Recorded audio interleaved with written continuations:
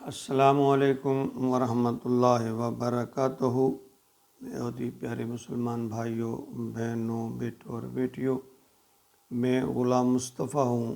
اللہ اور اللہ کے رسول کا پیغام آپ تک پہنچانے کی کوشش کرتا ہوں۔ آپ سب بہن بھائیوں سے میری التماس ہے کہ اگر میری یہ کوشش یا کاوش آپ کو اچھی لگے تو اس پیغام کو اور لوگوں تک، دوسرے لوگوں تک پہنچا دیا کیجیے۔ یہ ایک صدقہ جاریہ ہے اور اللہ کی رضا کی خاطر آپ بھی اس کار خیر میں حصہ لیں۔ اللہ رب العالمین ہمیں قرآن اور دین کی فہم، عقل، شعور، سمجھ عطا فرمائے، ہدایت نصیب فرمائے، اور اللہ رب العالمین ہمیں اخلاص کے ساتھ عمل کی توفیق عطا فرمائے اور تقوی نصیب فرمائے، اور اپنی بارگاہ میں ہمارے ادنیٰ سے یہ اعمال قبول فرما لے، آمین۔ آج کا ہمارا سبق سورۃ توبہ آیت نمبر 118 اور 119 ہے۔ اعوذ باللہ من الشیطان الرجیم، بسم اللہ الرحمن الرحیم۔ وَعَلَى الثَّلَاثَةِ الَّذِينَ خُلِّفُوا حَتَّى إِذَا ضَاقَتْ عَلَيْهِمُ الْأَرْضُ بِمَا رَحُبَتْ وَضَاقَتْ عَلَيْهِمْ أَنفُسُهُمْ وَظَنُّوا أَن لَّا مَلْجَأَ مِنَ اللَّهِ إِلَّا إِلَيْهِ ثُمَّ تَابَ عَلَيْهِمْ لِيَتُوبُوا إِنَّ اللَّهَ هُوَ التَّوَّابُ الرَّحِيمُ۔ يَا أَيُّهَا الَّذِينَ آمَنُوا اتَّقُوا اللَّهَ وَكُونُوا مَعَ الصَّادِقِينَ۔ اگر انسان اپنی غلطیوں پر جھوٹ بول کر پردہ ڈالنے کی کوشش کرتا کرنے کی بجائے اپنی غلطی کو تسلیم کرتے ہوئے صدق دل سے معافی کا خواستگار بن جائے اور اللہ کی ذات کے آگے معافی طلب کرے تو اللہ کی ذات معاف کرنے والی اور اللہ کی ذات جلد معاف کر دیتی۔ دوسری طرف اگر انسان جانتے بوجھتے اپنی غلطی پر اڑ جائے، چلاکی ہوشیاری دکھانے کی کوشش کرے یا اپنی انا کے خول سے باہر نہ آئے تو اللہ رب العالمین کو ایسے لوگ ہرگز پسند نہیں۔ اللہ تعالیٰ انہیں گمراہی کے گڑھے میں پھینک دیتے ہیں تاکہ وہ اپنی بربادی کے اور اسباب پیدا کر لے، اور پھر ایک وقت آتا ہے کہ اچانک اس کی گرفت فرماتے ہیں، اور پھر وہ نہ تو راہ فرار اختیار کر سکتا ہے اور نہ ہی اللہ کے غیظ و غضب سے بچ سکتا ہے۔ تو اللہ فرما رہے ہیں اس میں وَعَلَى الثَّلَاثَةِ الَّذِينَ خُلِّفُوا، ان تین میں پر جن کا معاملہ مؤخر کر دیا، ان تین اصحاب کا پچھلی آیات میں بھی ایک دفعہ ذکر آ چکا، جو غزوہ تبوک کے حوالے سے ہے کہ وہ سستی کی وجہ سے اس جنگ میں شریک نہ ہو سکے۔ ان کے بارے میں اللہ تعالیٰ نے فرمایا کہ اللہ نے ان پر رحمت کی نگاہ فرمائی، ان کا معاملہ تھوڑا مؤخر کر دیا، فوراً ان کو عذاب نہیں دیا۔ حتیٰ اذا ضاقت علیہم الارض، یہاں تک کہ زمین، اللہ فرماتے ہیں اپنی کشادگی کے باوجود، بما رحبت وضاقت علیہم انفسہم، ان پر تنگ پڑ گئی اور وہ اپنی جانیں بھی ان پر بوجھ ہونے لگی۔ یعنی اللہ فرماتے ہیں کہ اتنی ان کو تکلیف ہوئی کہ ہر چیز ہونے کے باوجود، کشادگی کے باوجود، زمین ان پر تنگ ہو گئی اور وہ اپنی جانوں کو بوجھ سمجھنے لگے۔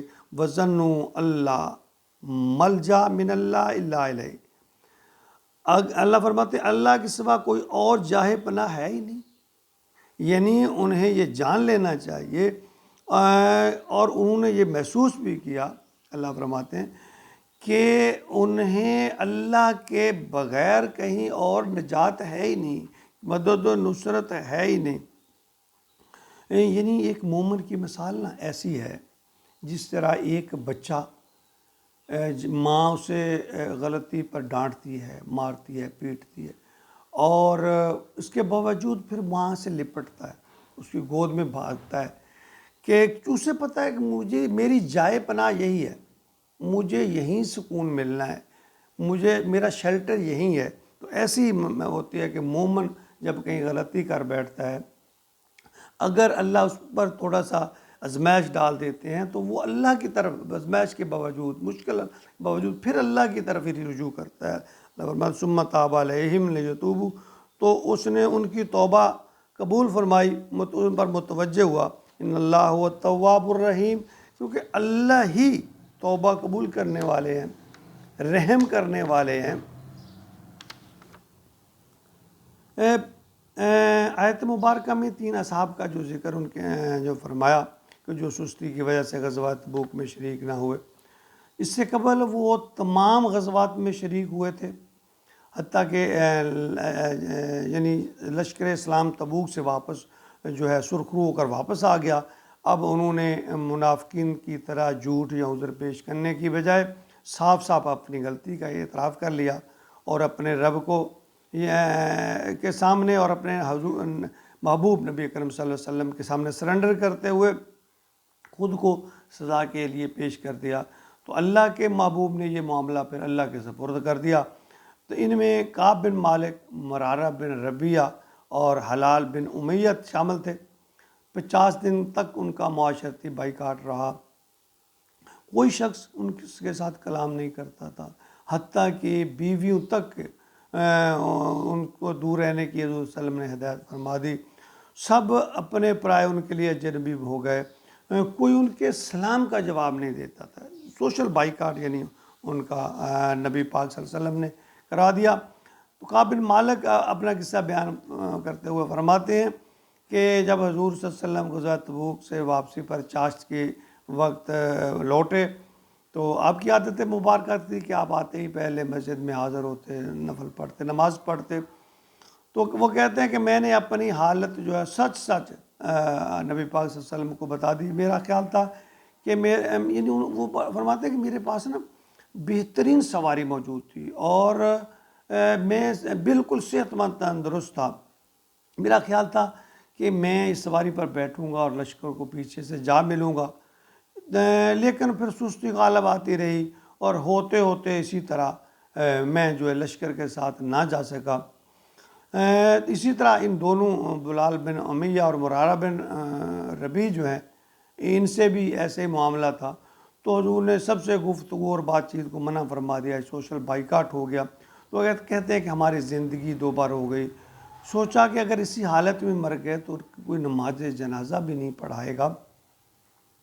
تو فرماتے ہیں کہ اس میں ایک پھر اس پر اور جو میرے اوپر جو بات بہت زیادہ گراں گزری، تو شاہ غسان جو ہیں ان کا حریر میں لپٹا ہوا ایک خط مجھے موصول ہوا، جس میں اس نے لکھا تھا کہ تمہارے صاحب نے تم پر تشدد کیا، مجھے پتہ چلا ہے تم پر تشدد کیا ہے، تم ایسے حقیر آدمی نہیں ہو جسے ضائع کیا جائے، اگر تم ہمارے پاس آ جاؤ گے تو ہم تمہاری پوری قدر کریں گے۔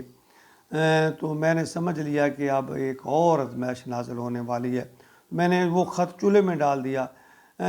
اسی طرح ہوتے ہوتے جب 40 دن گزر گئے تو پھر اللہ نے بیویوں کو بھی علیحدگی کا حکم دے دیا، مزید مشکلات بڑھ گئیں۔ 50 دن کے بعد پھر آپ کی توبہ قبول ہوئی۔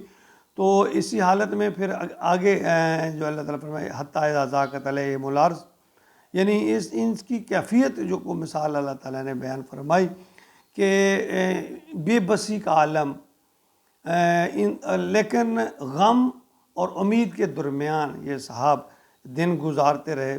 بالآخر اللہ تعالیٰ کو رحم آیا، اللہ تعالیٰ نے ان کی غلطی، چونکہ وہ بار بار اسی پر نادم ہوتے رہے، استغفار کرتے رہے، اللہ تعالیٰ نے ان کی غلطی کو معاف فرما دیا۔ پھر آگے ساتھ اللہ تعالیٰ نے فرمایا یا ایھا الذین آمنوا، اے ایمان والو، اتقوا اللہ، اللہ سے ڈرتے رہو، وکونوا مع الصادقین، اور سچوں میں سے ہو جاؤ، یعنی سچ کو اپنا لو۔ یعنی ساتھ اللہ تعالیٰ نے فرمایا کہ دیکھ لیں اگر یعنی کچھ منافقین بھی تھے جو اپنی غلطی کو چھپانے کے لیے ہیلے بہانے کرنے لگے تھے، لیکن یہ وہ لوگ تھے جنہوں نے اپنی غلطی کا کھلے دل سے اعتراف کر لیا۔